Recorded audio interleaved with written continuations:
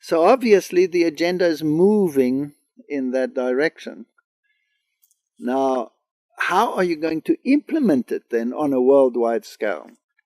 Well, you have to enforce these accords. And as the Vatican says, it has to be written in red letters. What does that mean? Well, if you take your Bible and you see what is written in red letters, then it's the words of Christ. So the words of the representative, so-called, of Christ are also written in red letters, politically speaking. So are they going to implement these things? Under what basis? And then you look at what the agenda of the Vatican is, and you check it out on vatican.va, what are they doing? And you will see that one of the buzzwords for our time is common good. And what is common good? Well, something that is common good for all humanity. Climate change issue is obviously for the common good, because everybody must be on board. Mm-hmm. And so you put those things together, and you can see that they're very busy. Are they aligning the religious systems? Well, absolutely. Hasn't Pope Francis signed an accord with the imams that they will work together? Hasn't he, in the ecumenical movement, gathered all the religious role players under one roof? And the answer is yes.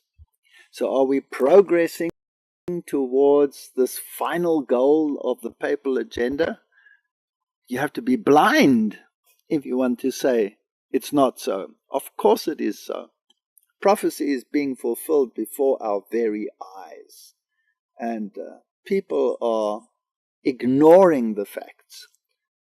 If we just collate the information, we can see that there is tremendous progress in the papal agenda for world domination on every level. Pope Francis urges carbon tax to avert climate catastrophe. Pope Francis warned of disastrous consequences if humanity does not immediately react to the threat of climate change, since the world has reached a critical moment and there is no time to waste.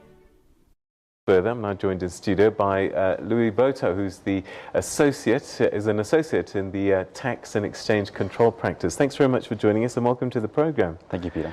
I thought carbon taxes were for the European countries and that African nations, we've been exempt because we're generally clean by and large. Yeah, if only that were the case.